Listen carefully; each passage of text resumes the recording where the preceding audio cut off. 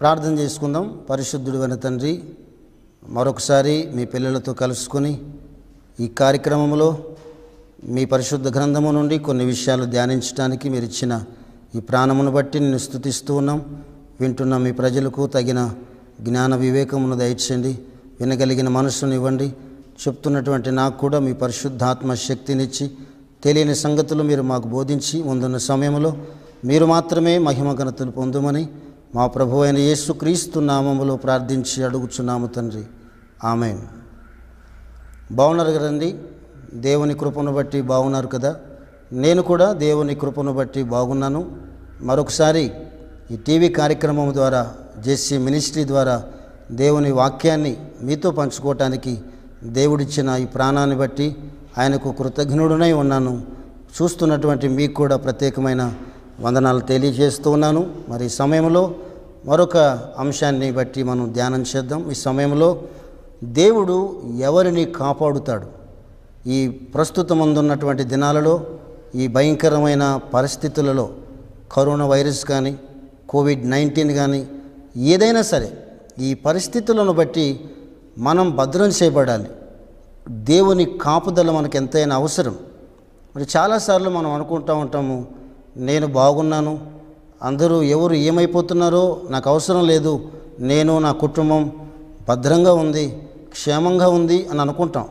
మంచిదే, కానీ ముఖ్యంగా మనము, మన కుటుంబము, మన సంఘము, మరి మన తోటి ప్రజలు క్షేమంగా ఉన్నారు అంటే, భద్రంగా ఉన్నారు అంటే దానికి కారణం మనుషులు కాదు, మనము కాదు, దేవుడు మాత్రమే దానికి కారకుడు అనేది మనం మర్చిపోకూడదు. బైబిల్ గ్రంథం తెలియచేస్తుంది, ఈ పరిస్థితులలో, ప్రస్తుతం జరుగుతున్నటువంటి సిచ్యువేషన్లో, ఈ ప్రమాదకరమైనటువంటి పరిస్థితులలో, అంత్యదినాలలో మనం ఉన్నాం. కాబట్టి యేసుక్రీస్తు ప్రభు రాకడ అతి సమీపములో ఉంది. ఆయన శీఘ్రముగా రాబోతున్నాడు. ఈ దినములలో, ఈ పరిస్థితులలో మనం ఉన్నాం. కాబట్టి ఈ సమయంలో దేవుడు ఎవరిని కాపాడుతున్నాడు, ఎవరిని కాపాడుతాడు అనేది మనం కొన్ని నిమిషాలు ధ్యానం చేస్తే పరిశుద్ధ గ్రంథం తెలియచేస్తుంది. దేవుడు అందరినీ కాపాడటం కాదు, కానీ ప్రాముఖ్యంగా ఎవరిని కాపాడుతాడు అని బైబిల్ తెలియచేస్తుందంటే, మొదటిగా దేవుడు ఎవరిని కాపాడుతాడు అనేది చూస్తే, మొదటిగా కీర్తన గ్రంథము, దావీదు కీర్తన 145వ కీర్తన, దావీదు భక్తుడు రాసిన 145వ కీర్తన 20వ వచనాన్ని చదువుదాం. యెహోవా తన్ను ప్రేమించు వారినందరినీ కాపాడును, అయితే భక్తిహీనులందరినీ ఆయన నాశనము చేయును. చదువుబడిన వాక్య భాగాన్ని పరిశీలిస్తే దావీదు భక్తుడు మాట్లాడుతున్న మాట, యెహోవా దేవుడు తన్ను ఎవరైతే ప్రేమిస్తారో వారందరినీ దేవుడు కాపాడుతాడు అనే విషయాన్ని చెప్పాడు. కాబట్టి నిజంగా మనము, మన కుటుంబము ఈ పరిస్థితుల్లో భద్రం చేయబడాలంటే, కాపాడబడాలంటే దేవుణ్ణి ప్రేమించేవారిగా ఉండాలి, దేవుణ్ణి ఆరాధించేవారిగా, దేవుని కొరకు బ్రతికేవారిగా, దేవుని యందు భయభక్తులు కలిగిన వారిగా ఉండాలి అనేది దేవుని యొక్క ఆశ. కనుక దావీదు భక్తుడు ఏదైతే చెప్పాడో ఆ మాటను మనం కూడా పరిశీలించి, ఆ మాటను మనం కూడా మన హృదయంలోకి ఉంచుకొని, హృదయం అనే పలక మీద రాసుకొని, ఆ వాక్యాన్ని మనం కూడా అనుసరిస్తే, పాటిస్తే మనకు ఎంత బాగుంటుంది అనే విషయాన్ని మనం ఆలోచించాలి. ఎవరైతే దేవుణ్ణి ప్రేమిస్తారో వారందరినీ దేవుడు కాపాడుతాను అన్నాడు. దేవుని ప్రేమను గురించి చాలా విషయాలు బైబిల్ గ్రంథం తెలియచేస్తుంది. ఆయన అన్నాడు, నన్ను ప్రేమించే వారిని నేను ప్రేమిస్తాను అన్నాడు. దేవుడు లోకమును ఎంతో ప్రేమిస్తున్నాడు అన్నాడు. ఇలాగ చెప్పుకుంటూ వెళ్తే లోకాన్ని ప్రేమించడం కాదు, కానీ దేవుణ్ణి ప్రేమించాలి. మొదటి యోహాను 2:14-15 వచనాల్లో చెప్పాడు, లోకమునైనను లోకములో ఉన్నవాటినైనను ప్రేమిస్తే దేవుని ప్రేమ మీలో ఉండదు అని చెప్పాడు. కనుక ఇక్కడ మనం ఆలోచిస్తే, మనం దేవుణ్ణి ప్రేమించేవారిగా ఉండాలని, దేవుణ్ణి మాత్రమే ప్రేమించాలి. లోకములో ఉన్న వాటిని ప్రేమిస్తే దేవుని ప్రేమకు మనం దూరం అయిపోతాం. దేవుణ్ణి ప్రేమిస్తే ఫలితం ఏంటంటే, దేవుణ్ణి ఏ కుటుంబం అయితే, ఏ సంఘం అయితే ఎవరైతే ప్రేమిస్తారో వారిని దేవుడు కాపాడుతాను అన్నాడు. కాబట్టి దేవుడు ఎవరిని కాపాడుతాడంటే దేవుణ్ణి ప్రేమించే వారిని కాపాడుతాడు. రెండవ మాట, కీర్తన గ్రంథము, అదే కీర్తనల గ్రంథంలో 31వ అధ్యాయం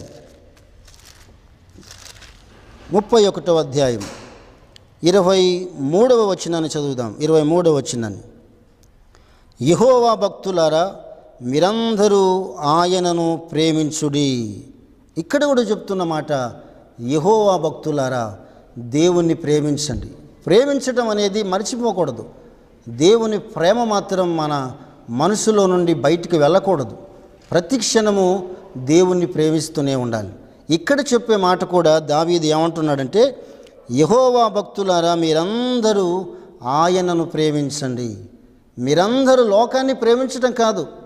ఏమండి, ఒక ఆయన అన్నాడు, ఏమండి దేవుడే చెప్పాడు కదండి, నేను లోకమును ప్రేమిస్తున్నాను అని చెప్పాడు కదా అన్నాడు. అంటే దేవుడు ప్రేమించింది లోకమును కాదు, లోకంలో ఉన్న వాటిని కాదు, లోకములో ఉన్న మనుషులను ప్రేమించాడు కదా. లోకంలో ఉన్న వాటిని కాదు, లోకములో ఉన్న మనుషులను ప్రేమించాడు. మనం ఏం చేస్తున్నాము? మనుషులను కాదు, లోకంలో ఉన్నటువంటివి ఎన్నో ఉన్నాయి. శరీరాశ, నేత్రాశ, జీవపుడంబం, ఇలా ఎన్నో ఉన్నాయి. వాటిని ప్రేమిస్తున్నాం కానీ నిజంగా మనం దేవుని ప్రేమించటం లేదు.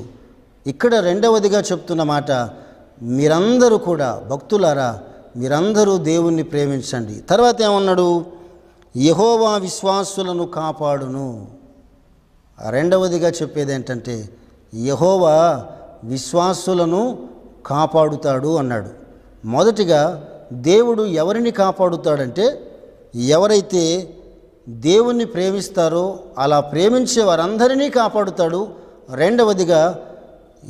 రెండవదిగా ఎవరైతే విశ్వాసముతో భక్తి కలిగి ఉంటారో, విశ్వాసం కలిగి ఉంటారో, దేవుణ్ణి ప్రేమిస్తారో వారందరినీ దేవుడు కాపాడుతాను అన్నాడు. కాబట్టి దేవుణ్ణి ప్రేమిస్తే ఆయన కాపుదల మనకు వస్తుంది. రెండవదిగా ఆయన యందు విశ్వాసం ఉంచితే, విశ్వాసులుగా బ్రతికితే మనము, మన కుటుంబాలు, మన సంఘము, మనమంతా దేవుని యందు విశ్వాసం కలిగి విశ్వాసముతో ముందుకు కొనసాగితే దేవుడు ఎంత భయంకరమైన పరిస్థితుల్లో కూడా మనలను కాపాడటానికి సిద్ధంగా ఉన్నాడు. మూడవదిగా 97వ కీర్తన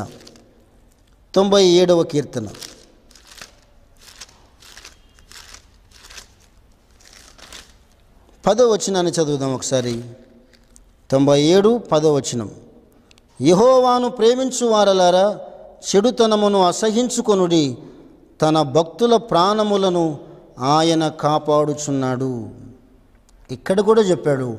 ప్రతి మాటలో దేవుడు చెప్పేది ఏంటంటే యెహోవాను ప్రేమించేవారులారా, దేవుణ్ణి ప్రేమించేవారికి చెప్తున్న మాట. మీరు నిజంగా దేవుణ్ణి ప్రేమిస్తే చెడుతనమును మీరేం చేయాలంట? అసహించుకొనండి. ఏదైతే చెడుతనము లోకంలో ఉందో, మనుషుల మధ్య ఉందో, ఆ చెడుతనాన్ని మీరు విసర్జించుకొనండి. దాన్ని మీరు అసహించుకొనండి, దాన్ని దూరం చేసుకొనండి.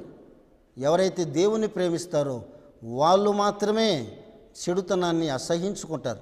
నిజంగా నువ్వు లోకాన్ని ప్రేమిస్తున్నట్టయితే లోకంలో ఉన్న చెడుతనాన్ని మనం ఎప్పటికీ అసహించుకోలేం. దేవుడు చెప్తున్నాడు, యెహోవాను ప్రేమించే వారలారా చెడుతనం మీరు అసహించుకొనండి, తన భక్తుల ప్రాణములను ఆయన కాపాడును. మూడవదిగా ఎవరి ప్రాణమును కాపాడుతాడన్నాడు? భక్తి కలిగి ఉండేవారిని. ఎవరైతే భక్తి కలిగి ఈ లోకంలో జీవిస్తున్నారో, దేవుని భయము భక్తి కలిగి ఎవరైతే విశ్వాసములో భక్తిలో కొనసాగుతున్నారో అలాంటి వారిని, అలాంటి కుటుంబాన్ని, అలాంటి సంఘాన్ని, అలాంటి వారిని దేవుడు తప్పకుండా కాపాడుతాను అని వాగ్దానం చేస్తున్నాడు. దేవుని వాక్యం ఏదైతే చెబుతుందో ఆ వాక్యం తప్పకుండా దేవుడు నెరవేర్చేవాడే ఉన్నాడు. ఇక్కడ చెప్పే మాట, నిజంగా నువ్వు భక్తి కలిగి ఉంటే, ఎంతోమంది పరిశుద్ధ గ్రంథములో మనకంటే ముందుగా వ్రాయబడిన భక్తుల జీవితాలు చూస్తే భక్తి కలిగి ఉండటం వలన, విశ్వాసం కలిగి ఉండటం వలన, వాళ్ళ యొక్క దేవుని ప్రేమించటం వలన దేవుని కాపుదలను వాళ్ళు పొందుకున్నట్టుగా చూస్తున్నాం. తర్వాత 4వదిగా మనం చూస్తే దేవుని ప్రేమించే వారిని, విశ్వాసముగా ఉన్నవారిని, భక్తి కలిగి ఉన్నవారిని దేవుడు కాపాడుతాను అన్నాడు. తర్వాత మాట చూస్తే కీర్తన గ్రంథములో 121వ కీర్తన 121వ కీర్తన 7వ వచనాన్ని చదివితే, ఏ అపాయమును రాకుండా యెహోవా నిన్ను కాపాడును, ఆయన నీ ప్రాణమును కాపాడును. ఇక్కడ చెప్పిన మాట కూడా మనం ఒకసారి ఆలోచన చేస్తే 5వ వచనంలో కూడా ఉంటుంది, యెహోవాయే నిన్ను కాపాడువాడు. పై వచనాల్లో చూస్తే, ఇంకా 3వ వచనంలో కూడా చూస్తే, ఆయన నీ పాదము త్రుటిల్లనీయడు, నిన్ను కాపాడువాడు కొనకడు, ఇశ్రాయేలును కాపాడువాడు కొనకడు నిద్రపోడు, యెహోవాయే నిన్ను కాపాడువాడు, నీ కుడి ప్రక్కను యెహోవా నీకు నీడగా ఉండును. పగలు ఎండ దెబ్బైనను నీకు తగులదు, రాత్రి వెన్నెల దెబ్బైనను నీకు తగులదు, ఏ అపాయమును రాకుండా యెహోవా నిన్ను కాపాడును, ఆయన నీ ప్రాణమును కాపాడును. ఇది మొదలుకొని నిరంతరము నీ రాకపోకల యందు యెహోవా నిన్ను కాపాడును. నువ్వు నిజంగా, నేను, మీరు టీవీ కార్యక్రమాన్ని చూస్తున్న మీరందరూ కూడా, నేను కూడా ఈ లోకంలో, సమాజంలో మనం బ్రతుకున్నంతకాలం, మన జీవితకాలం అంతా మనం దేవుని చేత కాపాడబడాలంటే, దేవుని భద్రతను పొందుకోవాలంటే, ఆయన క్షేమాన్ని మనం పొందుకోవాలంటే మనం చేయవలసింది, మన ఆత్మీయ జీవితంలో, మన విశ్వాస జీవితంలో, మన భక్తి జీవితంలో మనం చేయవలసిన పనులు ఏంటంటే, మొదటిగా మనం చేయవలసింది యెహోవాను ప్రేమించేవారిగా ఉండాలి. యెహోవాను ప్రేమించేవారిగా ఉండాలి. రెండవదిగా విశ్వాసులుగా మనం పిలువబడాలి.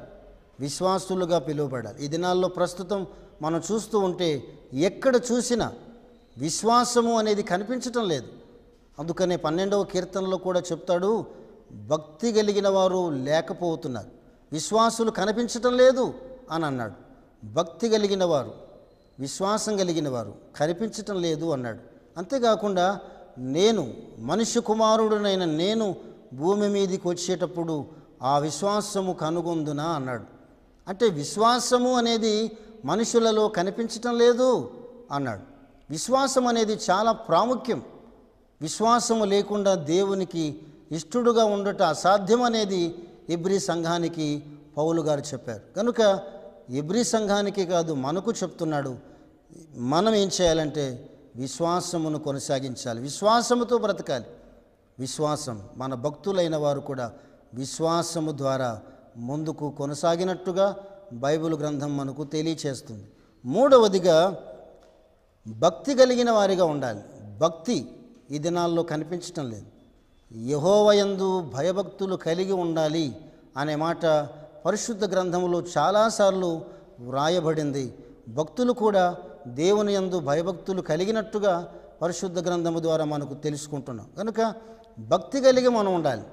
మనం కొర్నేలి గురించి మనం చూస్తే, అపోస్తల కార్యం 10వ అధ్యాయంలో చూస్తే, కొర్నేలి మాత్రమే భక్తి కలిగి కాదు కానీ తన కుటుంబం అంతటితో కూడా భక్తి కలిగి ఉన్నట్టుగా బైబిల్ తెలియజేస్తుంది. కనుక కొర్నేలి వలె ఆయన కుటుంబంతో పాటు దేవుని యందు భయభక్తులు కలిగి ఉన్నట్టుగా నేను, నా కుటుంబము, టీవీ కార్యక్రమాన్ని చూస్తున్న మీ అందరి కుటుంబాలు కూడా దేవుణ్ణి ప్రేమిస్తూ, దేవుని యందు విశ్వాసం కలిగి ఉంటూ, తర్వాత భక్తి కలిగి ఉండాలనేది దేవుని ఆశ.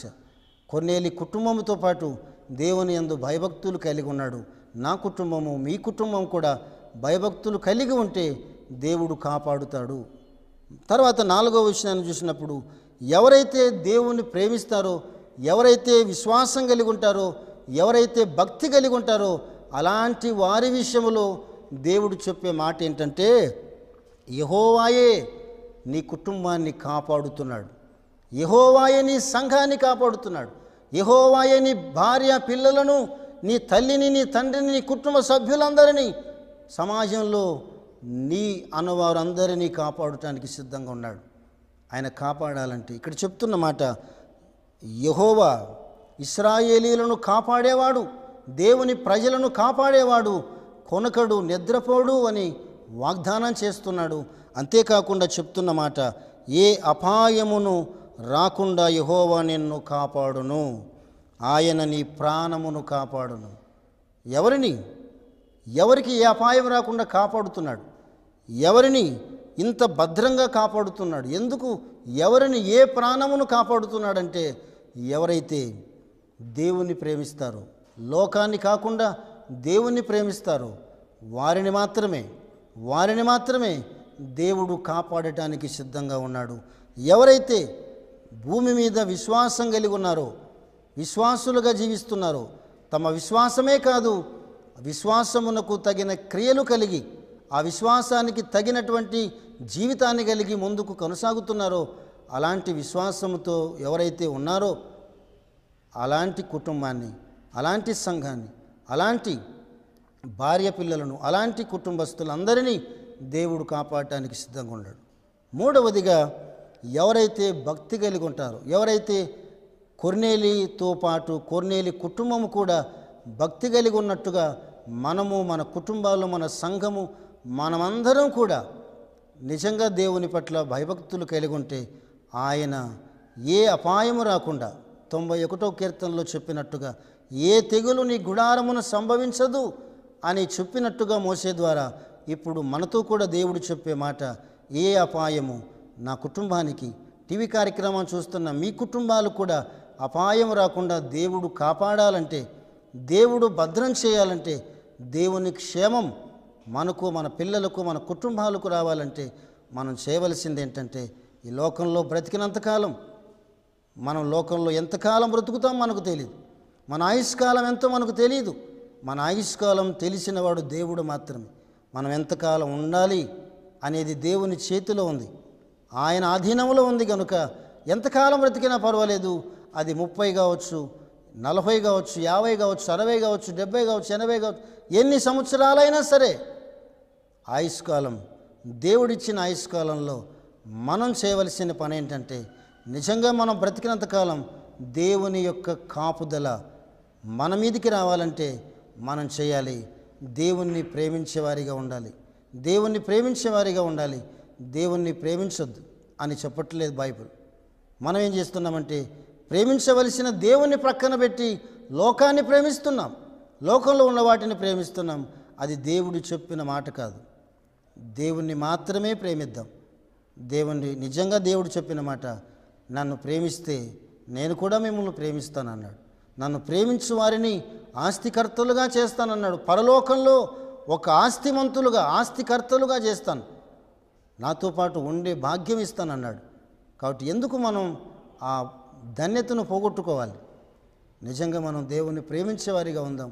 అంతేకాకుండా మనం ఈ లోకంలో బ్రతికినంతకాలం విశ్వాసముతో బ్రతుకుదాం. విశ్వాసమును బట్టి ఎబ్రీ పత్రికలో చెప్పినట్టుగా భక్తులైన వారు, మనకంటే ముందుగా ఉన్నటువంటి భక్తులు విశ్వాసము ద్వారా ఎన్నో జయించినట్టుగా, ఎన్నో మరి వాటిని అనుకోని రీతిగా సాధించినట్టుగా మనం చూస్తున్నాం. మనం కూడా అంతే, కొన్నిసార్లు అనుకోని రీతిగా మన విశ్వాసమే మనలను ఆ కార్యక్రమాలను జరిగిస్తుంది. దేవుడు చాలాసార్లు యేసుక్రీస్తు ప్రభు చెప్పాడు, మీకు ఏదైనా జరగాలంటే, మీ స్వస్థతను పొందుకోవాలంటే, మీరేదైనా నా ద్వారా అనుభవించాలంటే మీ విశ్వాసమే మీకు ఆ కార్యం చేస్తుంది. విశ్వాసము లేని క్రియలు, క్రియలు లేని విశ్వాసం మృతం అన్నాడు. కాబట్టి అలాంటి విశ్వాసముతో మనం ఉండకుండా, ఆ దినాలలో యేసు ప్రభువును వెంబడించిన శిష్యులలో కూడా కొన్నిసార్లు దేవుడు, యేసుక్రీస్తు ప్రభువారు సరైనటువంటి విశ్వాసాన్ని చూడలేకపోయాడు. చాలా సందర్భాల్లో యేసు ప్రభుతో పాటు ప్రయాణం చేసిన శిష్యులు కొన్నిసార్లు ఒకసారి ప్రమాదం జరిగినప్పుడు బతిమిలాడటం జరిగింది. బోధకుడా, మేము నశించిపోతున్నాం, మమ్మల్ని కాపాడమని, మమ్మల్ని రక్షించమని అడిగినప్పుడు ప్రభువు అన్నాడు, అయ్యా అల్ప విశ్వాసులారా, మీ విశ్వాసం ఎక్కడ అన్నాడు. నన్ను వెంబడిస్తున్నారే కానీ మీరు సరైనటువంటి విశ్వాసం మీలో కనిపించట్లేదు. ఆ విశ్వాసం ఎక్కడుంది అని అన్నాడు. కనుక ఒకవేళ దేవుడు నిన్ను బట్టి, నన్ను బట్టి మీ విశ్వాసం ఎక్కడ, అల్ప విశ్వాసులారా, ఇలాంటి విషయాలు ఎన్నైనా మనల్ని అనొచ్చు. అలా అనకముందే విశ్వాసముతో ముందుకు వెళ్దాం. ఎందుకంటే విశ్వాసం లేకుండా మనం ఎన్ని చేసినా దేవునికి ఇష్టంగా ఉండలేము. విశ్వాసము ద్వారానే ఆనాడు భక్తులు సాధించుకోగలిగారు, ఎన్నో పొందుకోగలిగారు. విశ్వాసము ద్వారానే నీతిమంతులుగా పిలువబడ్డారు. ఆనాడు అబ్రహాము గారు కూడా తన విశ్వాసము ద్వారానే దేవుడిచ్చే ఆశీర్వాదాన్ని పొందుకున్నాడు, దేవుడిచ్చే సమస్తాన్ని అనుభవించగలిగాడు. ఆ విశ్వాసం మనలో కూడా ఉండాలి అనేదే దేవుని కోరిక. దేవుడు యేసుక్రీస్తు ప్రభు అన్నట్టుగా ఆయన రాకడ సమీపిస్తుంది, అతి త్వరలో రాబోతుంది. ఆయన వచ్చేటప్పుడు నేను విశ్వాసం కనుగొందునా అన్న మాట నిజము చేయకుండా మనలో విశ్వాసం పెంపొందించుకుందాం, ఆ విశ్వాసాన్ని అభివృద్ధి చేసుకుందాం. అలాగే విశ్వాసంతో మన కుటుంబంతో పాటు మనం ఉన్నట్టయితే నిజంగా మనం తప్పకుండా కాపాడబడతామనేది వాక్యం చెప్తుంది. తర్వాత ఇంకా ఎవరిని కాపాడుతాడంటే భక్తులను కాపాడుతాడు. భక్తి కలిగి ఉందాం. భక్తిహీనత మనకొద్దు. భక్తి కోల్పోయేవారిగా ఉండకూడదు. కొంతమందిలో భక్తి ఉంటుంది, భయం ఉండదు, భయం ఉంటుంది, భక్తి ఉండదు. అది మంచిది కాదు. భయము భక్తి రెండు ఉన్నప్పుడే మనం ఒక్కటే కాదు, మన కుటుంబం కూడా దేవుని యందు భయభక్తులు కలిగి ఉందాం. తప్పకుండా దేవుడు కాపాడుతాడు. కాబట్టి కొర్నేలి ఆయన భక్తి మాత్రమే కాకుండా ఆయన కుటుంబాన్ని కూడా భక్తి మార్గంలో నడిపించాడు. చాలా కుటుంబాల్లో చూస్తున్నాం, చాలా బాధాకరమైన సంఘటన. భర్త మాత్రమే భక్తి కలిగి ఉంటాడు, భార్యకు భక్తి ఉండదు. భార్య మాత్రమే భక్తి కలిగి ఉంటుంది, భర్తకు భక్తి ఉండదు. భార్య భర్తలకు ఇద్దరూ భయభక్తులు కలిగి ఉంటారు, కానీ పిల్లలకు భయభక్తులు ఉండవు. పిల్లలు భయభక్తులు కలిగి ఉంటారు, తల్లిదండ్రులకు భయభక్తులు ఉండవు. సంఘములో చాలామంది ఉంటారు, అందరూ భయము భక్తి కలిగి విశ్వాసం కలిగి ఉన్నారు అనటానికి కూడా చెప్పలేని పరిస్థితులు ఉన్నాయి. కాబట్టి మనం అలా ఉండకుండా టీవీ కార్యక్రమాన్ని చూస్తున్న మీరు నేను ఈ భయంకరమైన పరిస్థితులు ఎలాగైనా ఉన్నా పర్వాలేదు, కానీ ఏ అపాయం మన మీదికి రాకుండా, ఏ తెగులు మన మీదికి రాకుండా దేవుడు భద్రపరచాలంటే, కాపాడాలంటే ఈ 3 లక్షణాలు కలిగి మనం ఉందాం. మొదటిగా దేవుని ప్రేమిద్దాం, విశ్వాసము కలిగి ఉందాం, భక్తి కలిగి ఉందాం. అలాంటి కుటుంబాలను దేవుడు ఎప్పటికీ కాపాడుతూనే ఉంటాను అన్నాడు. ఆయన నీ ప్రాణమును కాపాడును అన్నాడు. మన ప్రాణమును మనుషులు కాపాడలేరు. మనుషులు ఎవరు మనల్ని రక్షించలేరు, ఎవరు మనల్ని భద్రం చేయలేరు. కాబట్టి దేవుడు మాత్రమే మనలను కాపాడగలడు. ఈ లోకంలో, ఈ సమాజంలో ఏ అధికారులు కూడా, మన తల్లి, మన తండ్రి, మన బంధువులు, అన్నదమ్ములు ఎవరూ మనలను కాపాడలేరు. కేవలం మనలను కాపాడేవాడు దేవుడు మాత్రమే అని చెప్పాడు. కాబట్టి ఇంతగా మనలను కాపాడేవాడు ఇంతగా మనలను బతిమలాడుతున్నాడు. మనకు భక్తుల జీవితాలను చూపిస్తూ, భక్తుల జీవితాలను గురించి మనకు తెలియచేస్తూ, ఎంతోమంది సేవకుల ద్వారా, ఎన్నో మీటింగ్స్ ద్వారా, టీవీ కార్యక్రమాల ద్వారా, రేడియో కార్యక్రమాల ద్వారా దేవుని వాక్యాన్ని వినిపిస్తున్నాడు దేవుడు. ఎందుకు? కారణం ఏంటంటే ఇంకా మనలో దేవుణ్ణి ప్రేమించేవారు లేరని, ఇంకా మనలో విశ్వాసం కలిగిన వారు లేరని, ఇంకా మనలో దేవుని యందు భయభక్తులు కలిగిన వారు లేరని దేవుడు మన పట్ల ఎంతో శ్రద్ధ కలిగి ఇంకా తన కుమారుడైన యేసుక్రీస్తు రాకడ ఆలస్యం చేస్తున్నాడు.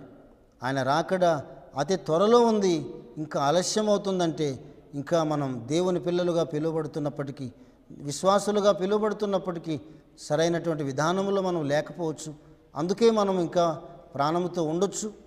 ఎంతోమంది జ్ఞానవంతులు, ఉన్నతమైన శిఖరానికి వెళ్ళిన వారు కూడా, ఆస్తి అంతస్తులు కలిగిన వారు కూడా ఈ లోకాన్ని వదిలిపెట్టి వెళ్ళినప్పటికీ మనం ఇంకా ఉన్నామంటే మనం యోగ్యులము కాదు, అర్హులము కాదు. అయినప్పటికీ దేవుడు మనల్ని ఇంకా కాపాడుతున్నాడు, ఇంకా మనల్ని భద్రపరుస్తున్నాడు. కారణం ఏంటంటే మనం ఇంకా దేవుణ్ణి ప్రేమిస్తున్నామా, ఇంకా మనం విశ్వాసం కలిగి ఉన్నామా, ఇంకా మనం భక్తి కలిగి ఉన్నామా ఒకసారి పరీక్షించుకొని, ఒకవేళ లేనట్టయితే ఈ టీవీ కార్యక్రమాన్ని చూస్తున్నటువంటి మీరు, నేను అలాంటి జీవితాన్ని కలిగి ఉందాం. అలాంటి జీవితం, అలాంటి బ్రతుకు దేవుడు నాకు, మీ అందరికీ అనుగ్రహించునుగాక. ఆమేన్. ప్రార్థన చేసుకుందాం. పరిశుద్ధుడు అయిన తండ్రి, ఈ టీవీ కార్యక్రమం ద్వారా అనేక సంగతులు మీ పరిశుద్ధ గ్రంథము నుండి మాకు తెలియజేశారు. నిజంగా ఈ లోకంలో భయంకరమైన పరిస్థితులలో, అంత్యదినాలలో ఎన్నో విషయాలలో మేము సరైనటువంటి అవగాహన లేకుండా ఉన్నప్పటికీ, సరైనటువంటి భద్రత లేకుండా ఉన్నప్పటికీ మీరు మమ్మల్ని కాపాడుతూనే ఉన్నారు. కారణం, దేవుడు ఎవరిని కాపాడుతాడంటే ఎవరైతే విశ్వాసం కలిగి ఉంటారో, ఎవరైతే ఆయన్ను ప్రేమిస్తారో, ఎవరైతే ఆయన యందు భయభక్తులు కలిగి ఉంటారో అలాంటి సంఘాన్ని, కుటుంబాన్ని దేవుడు కాపాడుతాను అని చెప్పావు. అలాంటి కాపుదల టీవీ కార్యక్రమాన్ని చూస్తున్నటువంటి మీ ప్రజల కుటుంబం పట్ల, సంఘం పట్ల, వారి వారి బంధువుల పట్ల మీ కాపుదలనివ్వండి. నా కుటుంబం పట్ల, నా సంఘం పట్ల మీ కాపుదల అనుగ్రహించమని, ఇంకా మా బ్రతుకు దినాలలో ఇలాంటి లక్షణాలు కలిగి ఉండే భాగ్యం మాకు దయచేయమని మా ప్రభువు అయిన యేసు క్రీస్తు నామములో ప్రార్థించి అడుగుచున్నాము తండ్రి. ఆమేన్. వందనాలండి.